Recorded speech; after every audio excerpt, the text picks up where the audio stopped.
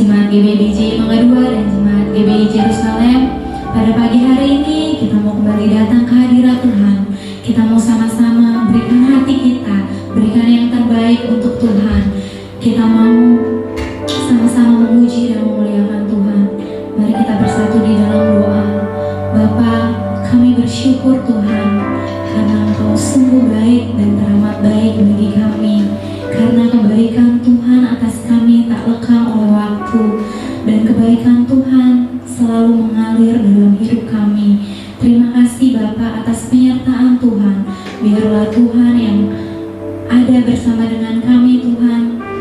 Biar hati kami Tuhan sungguh datang kepada Tuhan untuk memuji memuliakan Tuhan. Dimanapun kami berada Tuhan, kami percaya Tuhan ada. Tuhan bersama dengan kami. Terima kasih Tuhan. Kami mau lebih dalam lagi menyembah dan memuji Tuhan. Haleluya. Amin. Kita mau sama-sama siapkan hati kita. Kita mau menyatakan kepada Tuhan, lingkupi kami Bapa, naungi kami di kepak sayapnya Tuhan. Biar kami aman, biar kami tenang Tuhan. Lingkupiku.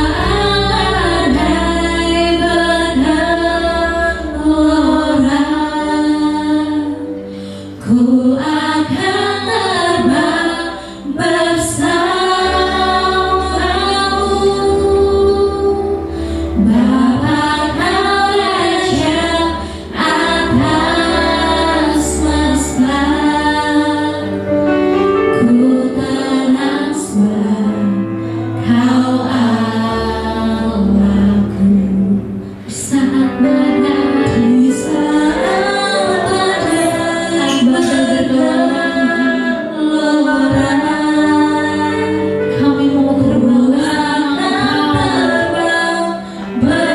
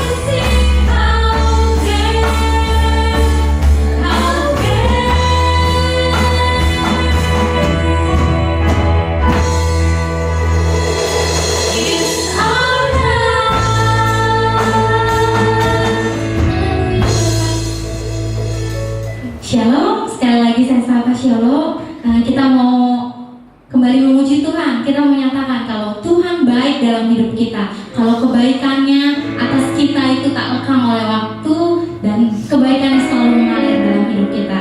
Kita mau nyanyikan kebaikan Tuhan, tiada taranya dan tiada bandingannya kebaikan Tuhan di hidup kita.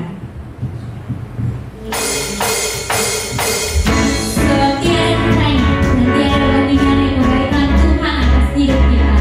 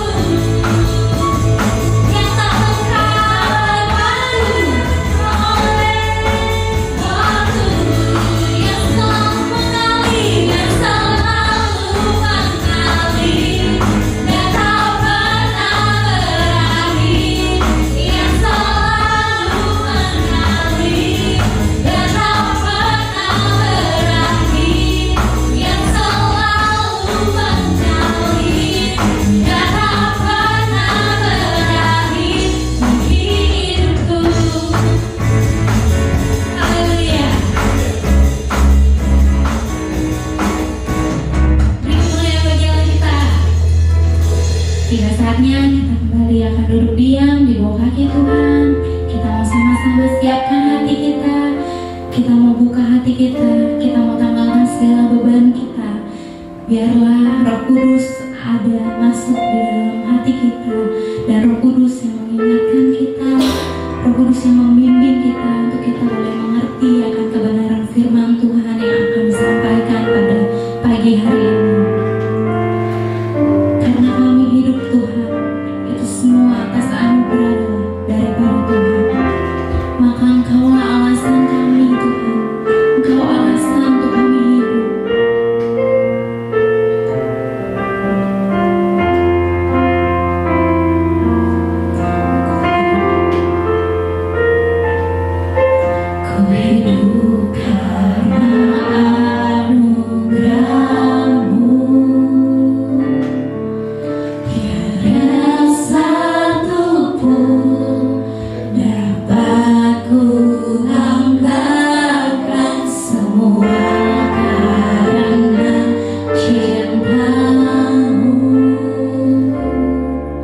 Ini hidupku, pimpin jalanku, kasih-Mu mengubahku, kasih-Mu mengubah hidupku.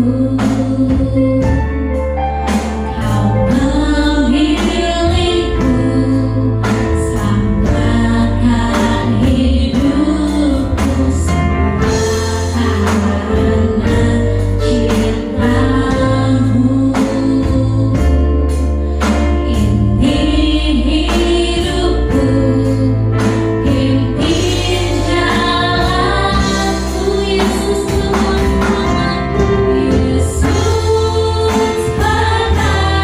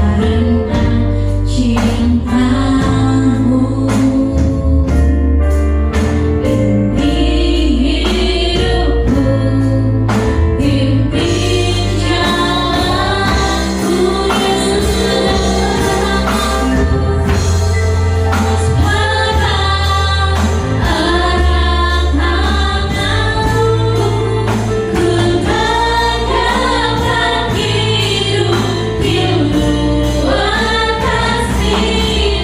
Bapa, jangan tinggalkan aku, Engkau alaskan selamanya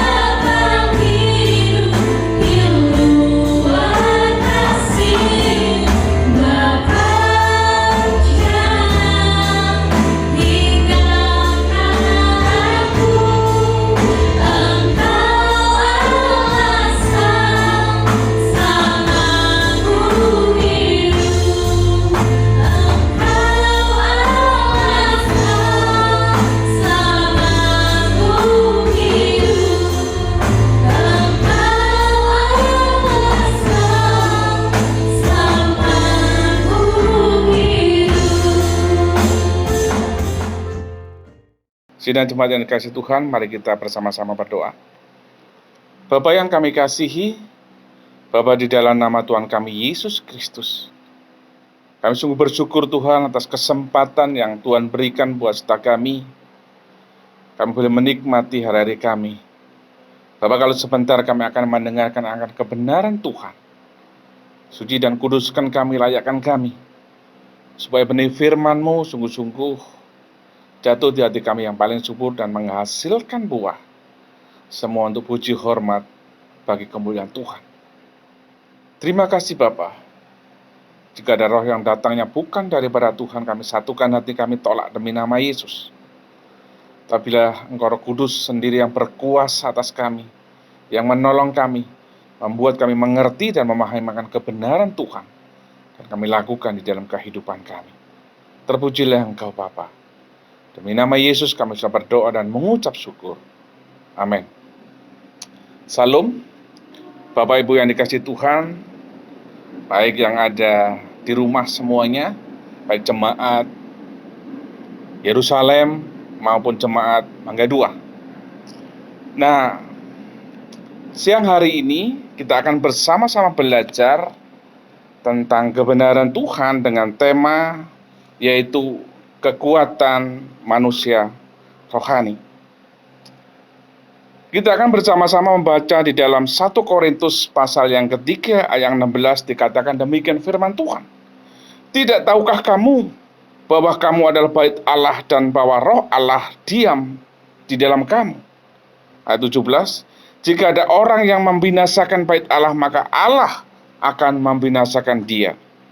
Sebab bait Allah adalah kudus, dan bait Allah itu ialah kamu. Sidang jemaat yang dikasihi Tuhan, yang pertama memahami keberadaan sebagai manusia rohani. Yang pertama dikatakan mengetahui bahwa saudara dan saya adalah bait Allah. Nah, Alkitab katakan kenapa seorang yang manusia rohani perlu tahu tentang bait Allah. Alkitab katakan saudara dan saya adalah bait Allah. Alkitab katakan bahwa bait Allah adalah kudus. Nah, ketika kita tahu bahwa bait Allah itu kudus, kenapa? Karena saudara dan saya tempat berdiamnya Roh Kudus. Nah, oleh sebab itu, keberadaan sebagai manusia rohani memahami bahwa dirinya atau pribadi setiap kita adalah tempat berdiamnya Allah. Ya. Allah berkenan diam di dalam kehidupan saudara saya. Allah berkenan diam di bumi, di tempat saudara saya. Allah berkenan untuk tinggal secara permanen di dunia ini karena saudara saya adalah bait Allah. Nah, seringkali dalam kehidupan kita nggak memahami ini, bahwa saudara saya adalah tempat Allah berdiam di sana. Roh Kudus berdiam dalam hati dan kehidupan saudara saya. Oleh sebab itu, dengan memahami keberadaan saudara sebagai seorang manusia rohani, tahu dan mengetahui bahwa saudara saya tempat Allah diam, sebagai Allah, sebagai tempat Tuhan berdiam di dalam kehidupan setiap kita. Nah, oleh sebab itu, betapa pentingnya keberadaan kita memahami bahwa diri kita adalah tempatnya Allah. Maka seharusnya setiap kita menyadari itu. Dan ketika saudara dan saya sadar tentang bahwa kita adalah tempatnya Tuhan, lalu bagaimana dengan tubuh kita ini? Apa yang harus kita lakukan supaya Allah berkenan diam dalam hidup saudara dan saya? Kalau Bapak Ibu membaca ayat sebelumnya, ayat 12, bahwa seharusnya setiap kita, bahwa hidup kita ini pondasinya adalah Kristus, dan di atasnya apa yang akan saudara bangun? Ada yang membangun dengan emas, ada seseorang yang membangun dengan perak, ada orang membangun dengan kayu, bahkan ada yang membangun dengan jerami. Kalau kita tahu bahwa hidup kita ini adalah bait Allah, bait yang kudus, tempat berdiamnya Allah, maka sudah seharusnya hidup kita ini harus dibangun dengan sesuatu yang mulia, sesuatu yang indah, sesuatu yang berharga, yaitu dengan emas. Karena dengan jelas Alkitab katakan bahwa Roh Allah diam di dalam saudara saya. Dan Alkitab katakan saudara saya adalah tempat berdiamnya Allah, yaitu sebagai bait Allah. Kemudian yang kedua yang kita perlu pahami, bagaimana supaya kita mengetahui tentang kekuatan sebagai manusia rohani. Kalau kita baca di dalam Ibrani pasal yang ke-11 ayat 24 dikatakan demikian. Karena iman maka Musa setelah dewasa menolak disebut anak putri Firaun. Karena ia lebih suka menderita sengsara dengan umat Allah daripada untuk sementara menikmati kesenangan dari dosa. Ia menganggap penghinaan karena Kristus sebagai kekayaan yang lebih besar daripada semua harta Mesir, sebab pandangannya ialah arahkan kepada upah. Jadi yang kedua, seorang yang memiliki kekuatan manusia rohani mampu melihat sesuatu dengan kacamata iman. Dikatakan bahwa Musa menolak sebagai anak putri Firaun. Saudara, kita tahu ketika Musa menolak itu, otomatis menolak kedudukan, menolak kehormatan, menolak kekayaan. Sebagai seseorang yang seharusnya bisa memiliki kedudukan, memiliki kehormatan, memiliki kekayaan Mesir. Tapi Musa lebih suka untuk menderita, sengsara sebagai umat Tuhan. Nah, ketika hidup kita sebagai manusia rohani, maka mampu melihat sesuatu dengan kacamata rohani kita. Apakah itu menyenangkan Tuhan? Apakah itu Tuhan nggak suka? Kalau kita melihat dari Ibrani ini, jelas sekali bahwa Musa lebih suka menderita daripada menikmati kekayaan, kehormatan, kedudukan duniawi. Nah, oleh sebab itu Bapak Ibu yang dikasihi Tuhan, bahwa Musa, kesenangan dunia bukanlah sebuah prioritas.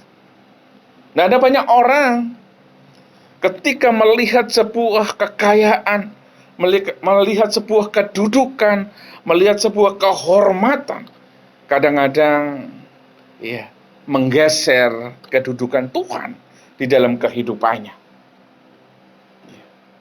Seringkali itu menjadi prioritas utama bagi orang-orang yang lebih mencintai dunia ini. Tapi dengan jelas Alkitab katakan bahwa Musa ini kesenangan dunia bukanlah sebuah prioritas di dalam kehidupannya. Maka tidak heran kalau dia menolak menjadi anak putri Firaun.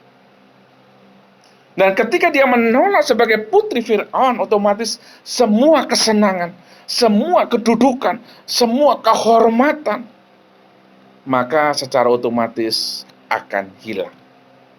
Nah, kita sebagai anak Tuhan, kalau mau hidup sebagai manusia rohani, sudah selayaknya untuk menolak, melupakan segala kesenangan-kesenangan dunia yang mengarahkan kita untuk lebih mencintai dunia daripada mencintai Tuhan. Kemarin atau minggu yang lalu kita sudah diceritakan kalau hidup kita harus melepaskan segala kesenangan-kesenangan dunia supaya fokus kita, supaya prioritas kita adalah Yesus sebagai Allah dan Juru Selamat saudara saya. Ketika Musa lebih suka menderita sebagai umat Tuhan daripada menikmati kesenangan dunia. Artinya bahwa penderitaan adalah sesuatu yang memang harus kita alami. Seringkali Yesus katakan, jika kamu mau ikut aku, kamu harus pikul salib dan menyangkal diri. Nah, Bapak Ibu yang kasih Tuhan, penderitaan ketika fokus kita ingin menjadi seorang manusia yang rohani, maka sudah selayaknya, sudah sewajarnya kalau kita pun harus pikul salib. Ya, harus berani bayar harga untuk mengikat Yesus sebagai Tuhan dan Juru Selamat kita. Karena pandangan kita, karena tujuan kita, karena prioritas kita adalah kerajaan surga. Bahwa kita hidup di tengah dunia ini sementara. Kalau hidup kita, fokus kita, perkara-perkara duniawi, maka secara otomatis kita akan meninggalkan pandangan kita untuk lebih menyenangkan hati Tuhan. Nah, oleh sebab itu apa yang disampaikan firman Tuhan dari pengalaman Musa ini memberikan kita sebuah inspirasi, memberikan kita pengertian, memberikan kita pemahaman bahwa untuk hidup sebagai manusia yang rohani, penderitaan adalah bagian yang harus kita alami. Ya.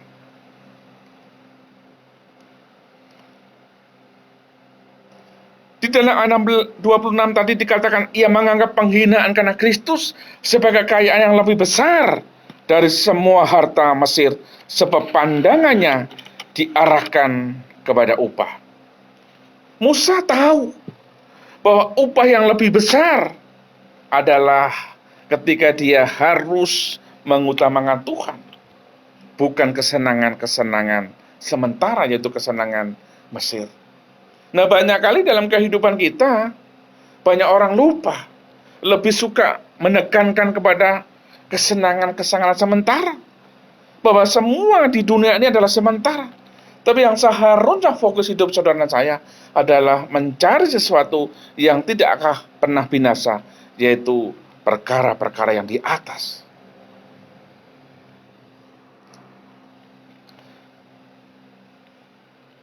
Yang kedua yang perlu kita pahami, kalau kita membaca dalam 3 Yohanes pasal yang pertama, ayat yang kedua dikatakan demikian firman Tuhan. Saudaraku yang kekasih, aku berdoa, semoga engkau baik-baik dan sehat-sehat saja dalam segala sesuatu, sama seperti jiwamu baik-baik saja.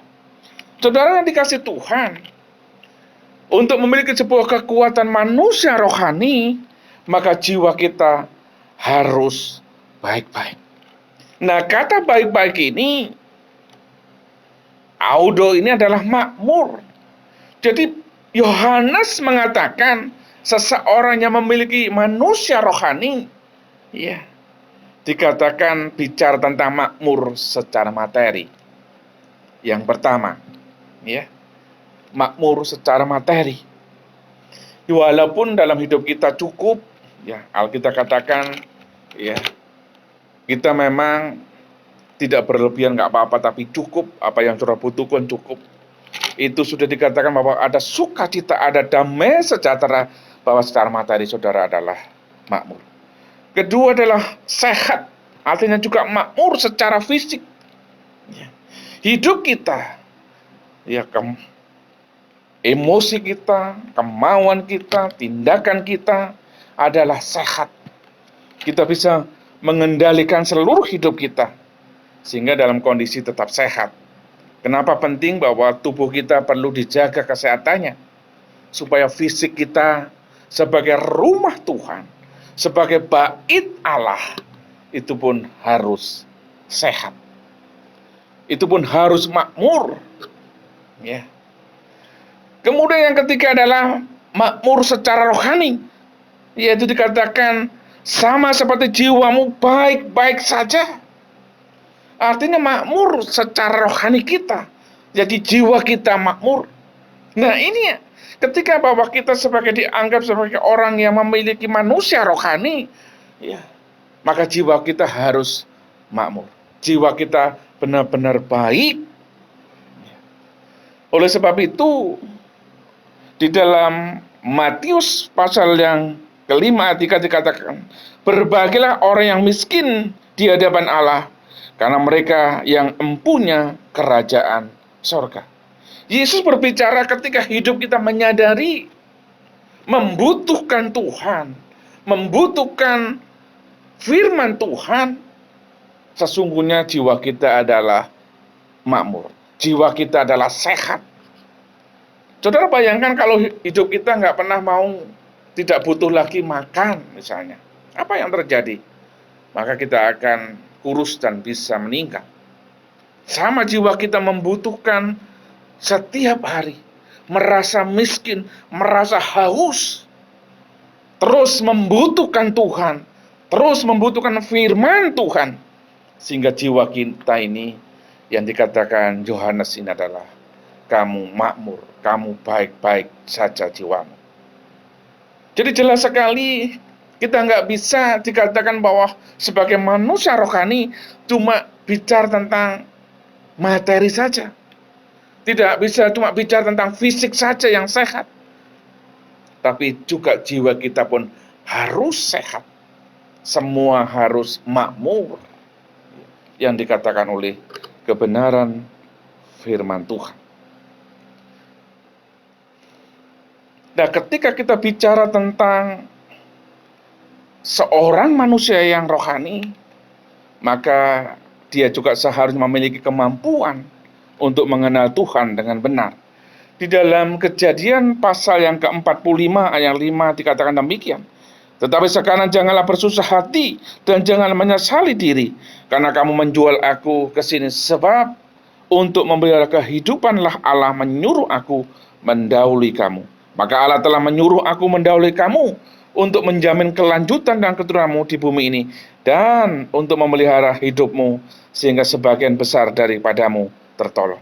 Ini bicara bagaimana ketika Yusuf berbicara kepada saudara-saudaranya. Yusuf tahu bagaimana penderitaannya, ya, dibenci saudaranya, dibuang, kemudian dijual menjadi seorang budak, masuk penjara. Tapi semua itu dilihatnya karena dia mengenal secara benar siapa Tuhan. Nah, seorang yang manusia rohani memiliki kemampuan untuk mengenal Tuhan dalam kehidupannya, mengenal Tuhan dalam pekerjaannya, mengenal Tuhan dalam seluruh aspek hidupnya. Maka ketika mengalami banyak persoalan, mengalami penderitaan, mengalami sesuatu yang nggak senang, tetap melihat Tuhan dalam hidup mereka. Sehingga nggak gampang untuk menjudge orang, tidak gampang untuk menghakimi seseorang, tidak gampang menyalahkan orang. Yang dialami oleh Yusuf ini karena mengenal dengan benar siapa Tuhan mereka. Sehingga ketika dia mengalami banyak penderitaan seperti itu, dia nggak pernah menyalahkan siapapun. Karena dia tahu bahwa di balik semuanya ada sebuah rencana Tuhan di dalam kehidupannya. Nah, orang yang memiliki sebuah manusia yang rohani, pengenalan akan Tuhan semakin benar. Pengenalan akan Tuhan semakin kelihatan di dalam setiap buah-buah yang dihasilkan dalam kehidupan mereka. Sehingga tidak mudah untuk marah. Tapi yang terjadi adalah penuh dengan kemurahan. Yusuf penuh dengan kemurahan kepada saudara-saudaranya. Penuh dengan rasa memaafkan, tidak mudah sakit hati, bahkan bisa mampu melihat visi Tuhan di dalam kehidupan mereka, sekalipun itu adalah sebuah penderitaan. Nah, banyak kali dalam kehidupan setiap kita, banyak orang nggak bisa melihat visi Tuhan dalam kehidupan mereka ketika hal itu tidak menyenangkan hatinya. Ya. Semua orang bisa bersyukur, memuji Tuhan ketika menerima berkat, semua orang bisa. Tapi bagaimana saudara saya ketika itu sesuatu yang tidak menyenangkan, sesuatu yang menyakitkan, sesuatu yang tidak baik? Masih bisakah saudara melihat atau mengenal Tuhan di balik semua kejadian itu, di balik setiap peristiwa yang saudara alami, seperti yang kita alami hari-hari ini? Ya.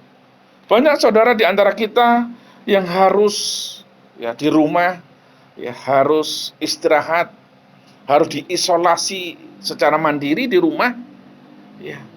Masih bisakah saudara dan saya melihat atau mengenal Tuhan di balik semua peristiwa yang sedang saudara alami?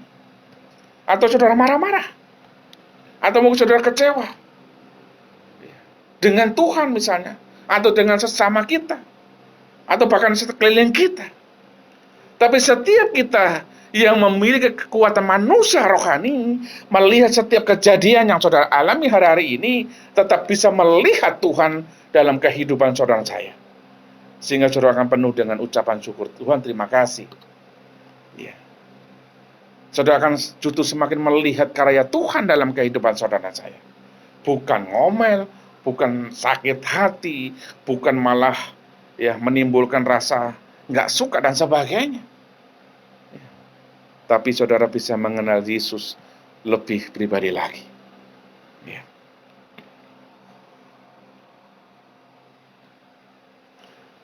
Kemudian yang ketiga, kekuatan manusia rohani, yaitu mampu berjalan dengan Bapa. Di dalam Matius pasal yang ke-6 ayat 34 dikatakan demikian. Injil Matius 6 ayat 34, sebab itu janganlah kamu khawatir akan hari esok. Karena hari esok mempunyai kesusahannya sendiri. Kesusahan sehari cukuplah untuk sehari. Nah, seseorang yang memiliki kekuatan manusia rohani, tahu dia sedang berjalan dengan Tuhan. Karena Yesus katakan, sekali-kali aku tidak pernah meninggalkan kamu, tapi aku menyertai kamu sampai akhir zaman. Apa yang dikatakan Tuhan itu ya dan amin. Nah, seorang sebagai manusia rohani memahami dan mengerti bahwa dia sedang berjalan dengan Tuhan. Dia tidak berjalan sendirian, tapi berjalan dengan Bapa. Nah, ketika kita menyadari bahwa hidup kita sedang berjalan dengan Tuhan, maka yang dikatakan Injil Matius pasal yang ke-6 tadi, jangan kamu khawatir. Kita nggak lagi khawatir dengan peristiwa kejadian yang terjadi di sekeliling kita. Atau bahkan mungkin Bapak Ibu sekalian yang mungkin sudah mengalami terpapar misalnya, nggak usah khawatir. Allah tetap ada dalam hidup saudara saya. Yesus tidak pernah mengingkari bahwa dia berjanji untuk menyertai saudara dan saya. Penyertaan itu terus ada dalam kehidupan Bapak Ibu sekalian. Sehingga kita nggak perlu khawatir, nggak perlu gelisah. Justru dengan keberadaan yang Tuhan izinkan terjadi, bisakah kita bersyukur, Tuhan, kau luar biasa, kami mengasihi Engkau. Terus ada pujian dalam hidup setiap kita. Ada ucapan syukur yang keluar dari mulut kita, bahwa Yesus terus menyertai saudara.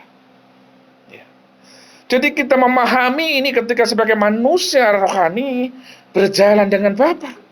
Nah, seseorang ketika berjalan dengan Bapa, yang dikatakan Matius tadi, bukan saja kita nggak perlu khawatir tentang apa yang akan kita makan, tidak perlu khawatir dengan apa yang kita butuhkan, nggak perlu khawatir dengan apapun peristiwa, situasi, kondisi sekeliling kita. Tapi juga nggak perlu khawatir tentang masa depan kita. Tuhan katakan karena hari esok mempunyai kesusahannya sendiri. Nah, seringkali dalam kehidupan kita, 10 tahun, 50 tahun kita sudah pikirkan. Ya nggak salah kalau Bapak Ibu sudah merencanakan, silakan saja. Tapi di dalam perencanaan tetap harus melibatkan Tuhan, supaya nggak jadi sia-sia. Nah, banyak orang kadang-kadang merencanakan ini dan itu. Tapi kalau Tuhan tidak pernah mengizinkan, maka semua jadi sia-sia. Jadi, jangan takut tentang masa depan saudara. Kita tahu memang hari-hari ini tambah hari tambah pandemi luar biasa, bahwa banyak orang yang sering kali kita dengar adalah si A tiba-tiba sudah meninggal, si B tiba-tiba macam-macam. Kita nggak perlu khawatir. Lalu bagaimana dengan kehidupan saya? Bagaimana dengan masa depan saya? Tapi dengan jelas Tuhan katakan, Alkitab katakan, masa depan sungguh ada. Setiap orang yang sungguh-sungguh berjalan dengan Bapa, setiap orang yang sungguh-sungguh mau terlibat dengan Tuhan, maka nggak perlu khawatir dengan masa depan mereka. Karena masa depan itu sungguh ada. Setiap orang yang sungguh-sungguh mengasihi Tuhan, masa depannya sungguh ada. Nah, oleh sebab itu apa yang dikatakan kebenaran firman Tuhan pada siang hari ini boleh mengingatkan kita, jangan takut. Semua hidup kita ini adalah di tangan Tuhan. Alkitab katakan, hidup dan matimu ada di tangan Tuhan. Termasuk seluruh hidup saudara dan saya. Sehingga nggak perlu khawatir. Kemudian orang yang berjalan dengan Tuhan, Yesus katakan kesusahan sehari cukuplah untuk sehari. Artinya apa? Belajar kita memprioritaskan Tuhan. Nggak perlu dibingungkan dengan kejadian, dengan masalah-masalah yang lain. Selama prioritas saudara adalah tentang kerajaan Tuhan, tentang Allah, Alkitab katakan Tuhan akan menambahinya. Tuhan sudah siapkan yang terbaik untuk saudara, sehingga saudara tinggal menikmati. Allah tahu apa yang saudara butuhkan. Oleh sebab itu nggak perlu khawatir. Jadi setiap orang yang berjalan dengan Tuhan, yang ada adalah kemenangan. Yang ada adalah menjadi berhasil.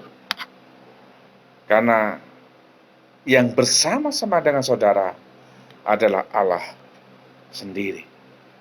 Nah, oleh sebab itu Bapak Ibu yang dikasihi Tuhan, biarlah firman Tuhan siang hari ini kita terus menjaga kekudusan bait Allah.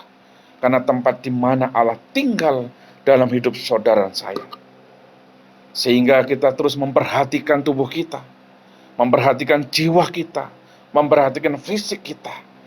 Karena hidup saudara dan saya tempat tinggalnya Allah. Kalau Yesus tinggal dalam hidup kita, maka seharusnya hidup saudara dan saya hidup di dalam kekudusan Tuhan. Melihat segala sesuatu dengan kacamata iman. Jangan dengan kacamata jasmani kita.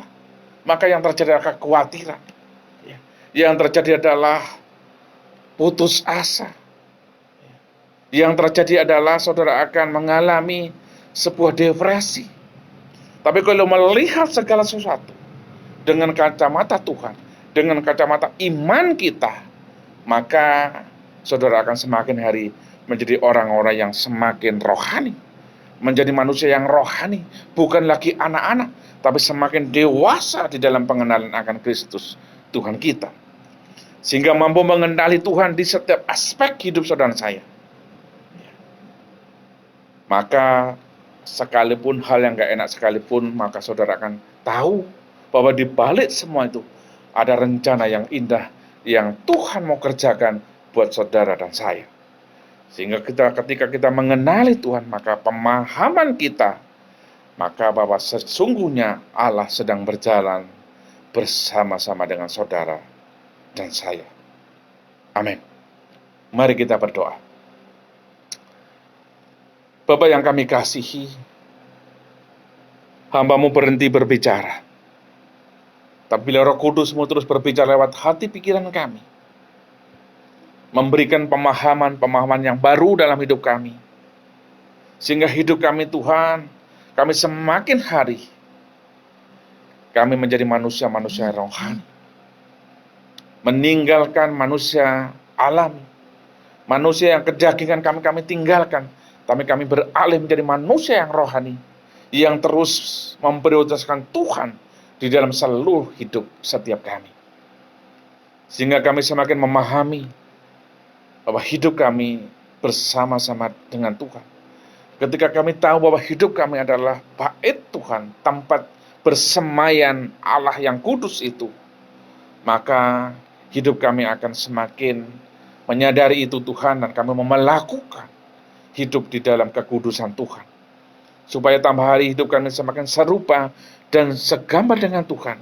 Dan kami memahami bahwa kami terus berjalan bersama-sama dengan Tuhan. Ketika Engkau berjalan dengan kami Tuhan, maka kami akan menjadi seorang yang berkemenangan di dalam Engkau. Dan berkat Tuhan terus akan mengalir dalam hidup kita, sehingga nggak perlu khawatir menghadapi situasi dan kondisi hari-hari. Terima kasih Bapa. Terpujilah nama-Mu. Demi nama Yesus, kami sudah berdoa dan mengucap syukur. Semua yang sudah diberkati Tuhan, sama-sama kita katakan, amin. Ya, shalom, sidang jemaat Tuhan yang saya kasihi. Salam sehat GB Yerusalem dan GB BJ Mangga 2. Kita selalu tetap semangat, tetap kita optimis. Tuhan menyertai kita dalam menghadapi pandemi yang cukup memprihatinkan bersama ini.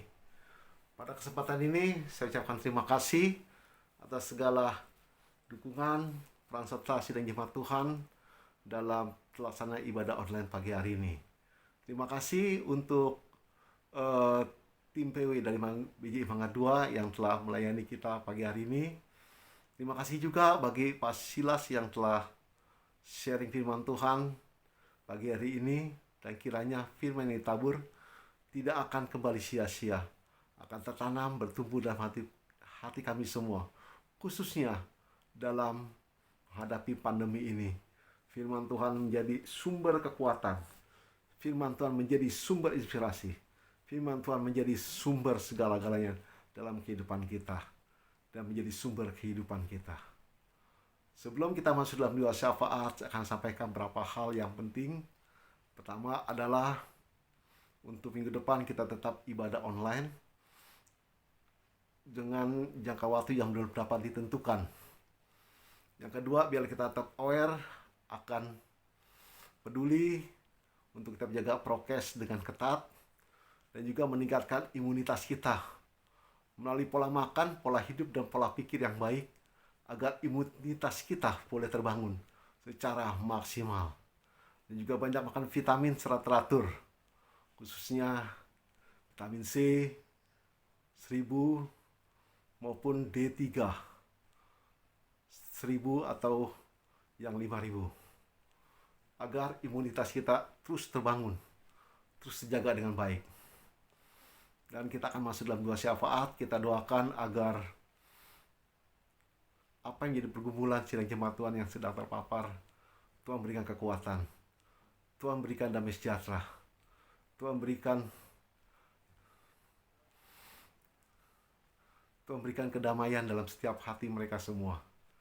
Kita doakan untuk pemerintah Indonesia, agar pemerintah Indonesia Tuhan mampukan, Tuhan berikan kekuatan, Tuhan berikan daya upaya lebih maksimal lagi, agar kekuatan bangsa ini boleh semakin nyata dalam menghadapi pandemi ini.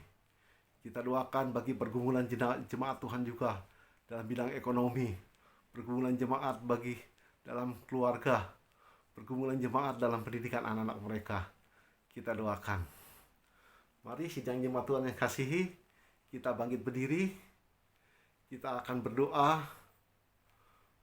masuk dalam doa syafaat. Terima kasih Tuhan atas segala kemurahan-Mu dan kebaikan-Mu yang selalu melimpah dalam kehidupan kami, seluruh sidang jemaat Tuhan baik di Yerusalem maupun di BJ Mangga 2. Tuhan lawat, Tuhan limpahkan belas kasihan-Mu, Tuhan nyatakan kasih setia-Mu bagi jemaat-Mu yang Kau telah tebus dengan darah-Mu yang mahal. Terima kasih Bapa, biarlah Tuhan lawat terus, Tuhan sembuhkan di dalam nama Tuhan Yesus. Kiranya jadilah karya-karya kesembuhan, aliran-aliran kesembuhan mengalir bagi jemaat-Mu Tuhan. Percaya Roh Kudus-Mu selalu ada dalam hati kehidupan kami semua. Terima kasih Bapa. Hamba berdoa untuk pemerintah Indonesia, lawat bangsa yang besar ini Tuhan. Mampukan para pejabat tinggi negara kami agar dapat mengelola negeri ini dengan baik, dapat mengatasi pandemi dengan baik. Mereka boleh secara maksimal dapat diberikan. Terima kasih Bapa. Hamba berdoa untuk pergumulan jemaat-Mu juga Tuhan dalam bidang ekonomi, dalam bidang masalah keluarga maupun pendidikan anak-anak mereka. Hamba serahkan semua dalam tangan-Mu. Terima kasih Bapa, terima kasih. Pada akhirnya kami siap menerima berkat-Mu Tuhan.